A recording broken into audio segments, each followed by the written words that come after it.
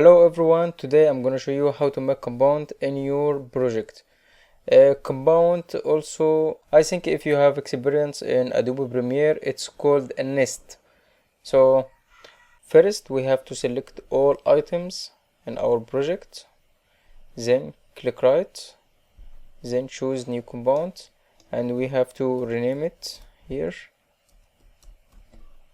and hit OK. Here's become one compound. So what is the benefit for making compounds? For example, maybe we can do one filter. If you apply one filter, it will be applied in all clips, not only one item or two items, all clips together. So what about if you want to expand that compound again? We have to select and click Shift Command G. Here you are, the project returned again. Thanks everyone for watching my lesson.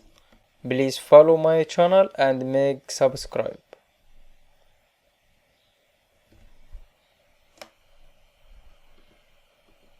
To follow the channel, please subscribe to get all new videos.